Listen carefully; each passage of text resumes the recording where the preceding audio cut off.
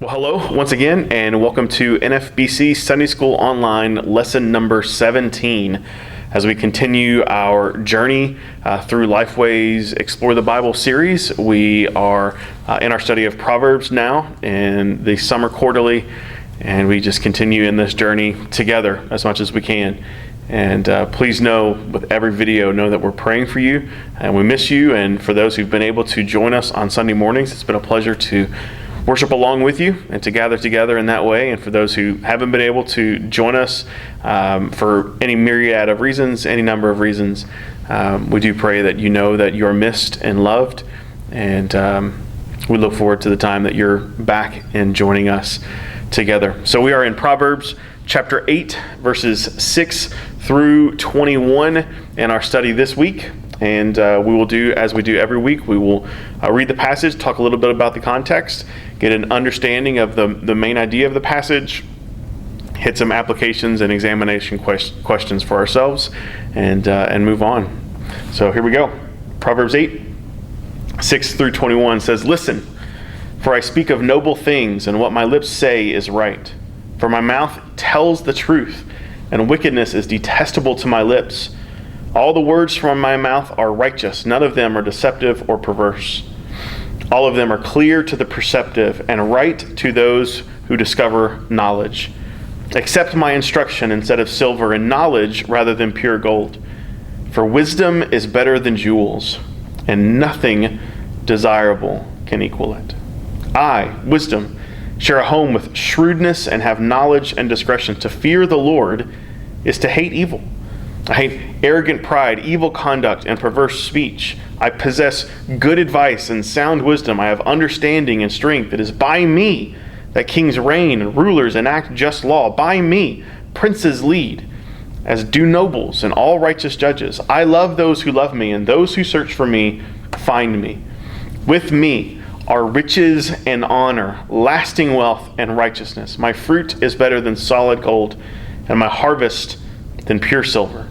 I walk in the ways of righteousness along the paths of justice, giving wealth as an inheritance to those who love me and filling their treasuries."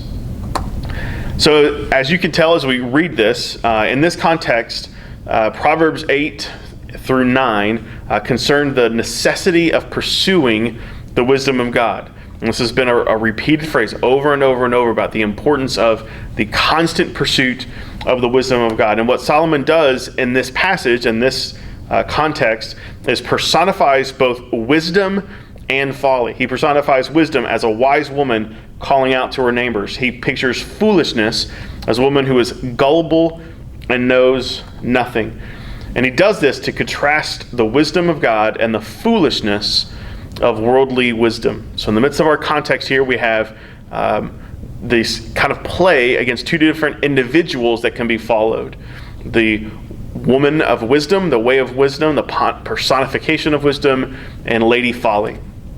And Solomon again is calling the reader, calling all believers, calling his sons to follow, pursue, go after the way of wisdom. And the reason he does this is because wisdom is defined in a number of different contexts. And he uses this personification to discuss what wisdom is, or what true wisdom is. So Proverbs 8, 6 through 21 tells us that wisdom is, first off, valuable. Notice verses 6 through 11, particularly in verses 10 and 11. It says, "Accept my instruction," this is wisdom speaking, "instead of silver, and knowledge rather than pure gold. For," why? "Wisdom is better than jewels, and nothing desirable can equal it." Everyone values something. We put value on everything that we pursue. And what Solomon is calling us to understand as God's people, as believers, and just as humanity in general, is that there is nothing more valuable than wisdom. And remember, wisdom is defined. Chapter 1, we talked about how wisdom is defined as seeking to honor the Lord. Wisdom is defined by pursuing a right relationship with God, and out of that right relationship, we act in certain ways. So if we're pursuing wisdom, we are in turn pursuing the fear of the Lord. We are in turn pursuing honoring the Lord. We are in turn pursuing a life that displays to the world around us, and a life that displays to God that we love Him and desire Him and are pursuing Him. And so when he says that wisdom is valuable and pursuing a life of wisdom and valuable, he is in turn doing just as Jesus does when he talks about the treasure in a field. He says that the kingdom of heaven is like, or wisdom is like, God, a life that honors the Lord, is like a man who found a treasure hidden in a field.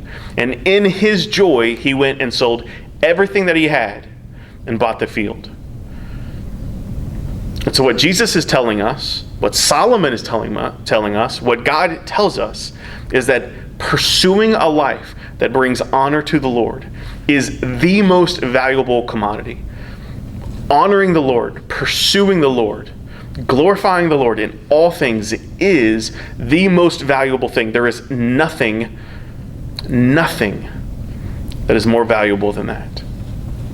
And a life that pursues wisdom doesn't just believe that and think in that way. It lives a life that is a display of that very thinking.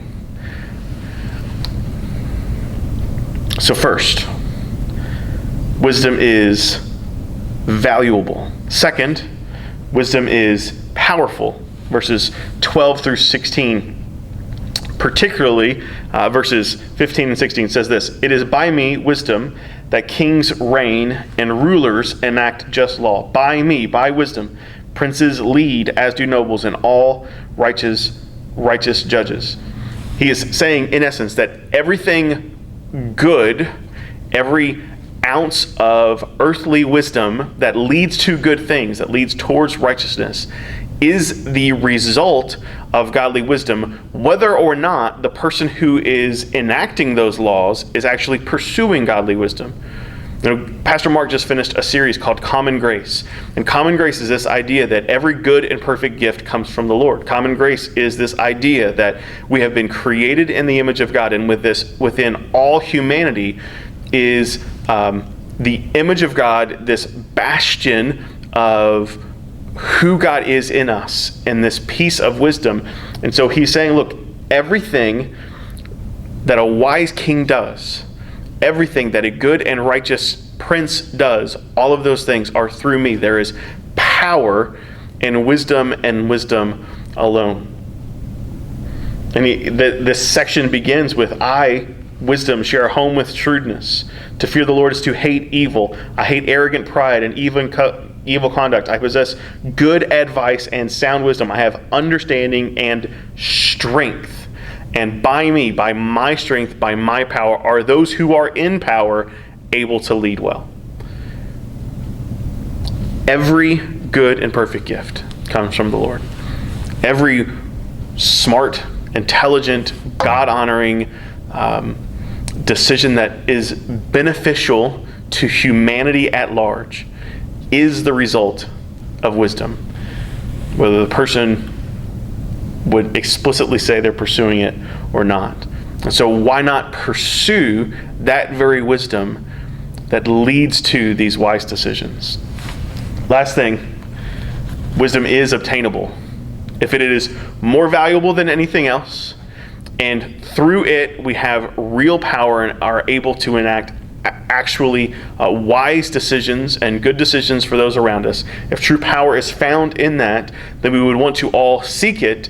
But the question is, can we find it?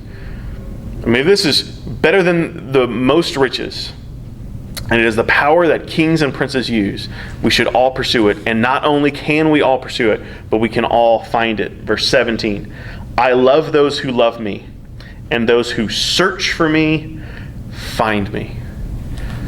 There are countless numbers of people who are searching for riches.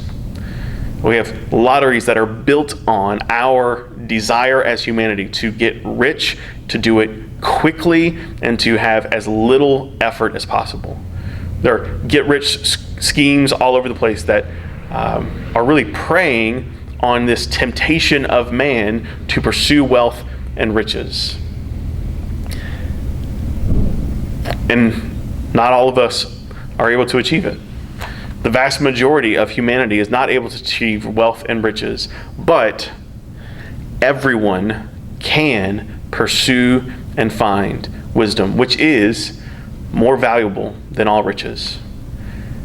This passage is very similar to what God says in Jeremiah 29, verse 13. It says, "You will seek me and find me when you search for me with all your heart." Matthew 7, verse 7 says the same thing.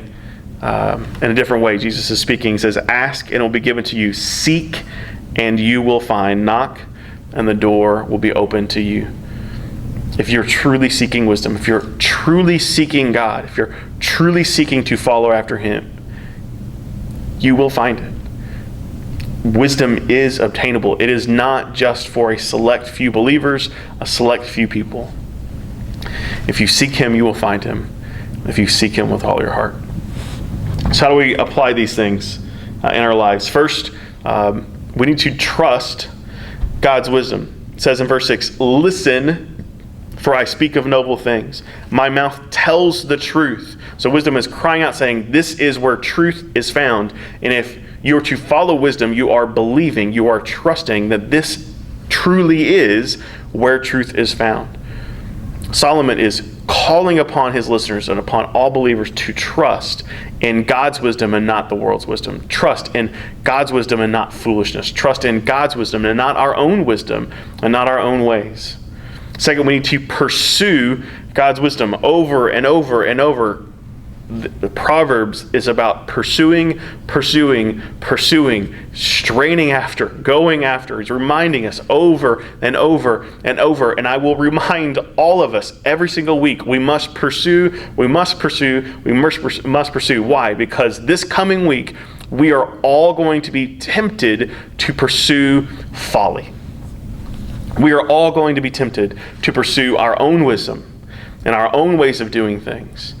But we must remind ourselves moment by moment, day after day, to pursue the way of wisdom, to pursue God's wisdom in our life. And not only are we pursuing His wisdom, we're depending on God's wisdom and not our own wisdom. We're grounding our life and basing our life on the fact that God and God alone is wise. And God alone has wisdom for all things. So this leads us to our final two questions. One, whose instruction am I accepting? It says, "Listen, for I speak of noble things. What my lips say is right, for my mouth tells the truth, and wickedness is detestable to my lips. All the words from my mouth are righteous. None of them are deceptive or perverse. All of them are clear to the perceptive, all and right to those who discover knowledge." And here's the big thing. "Accept my instruction instead of silver." Whose instruction are you accepting? Whose instruction are you listening to? We are accepting someone's instruction. The world's instructions, our own hearts, or we're accepting the instruction of the Lord. And whose wisdom am I pursuing? Am I pursuing the wisdom of this world, or am I pursuing the one who is the way of wisdom, the only one who truly is wise? Church, I beg, I'm pleading for us to follow the way of wisdom, to follow God's wisdom in our life, so that we can display to the world that which is most valuable. I'll see you next week.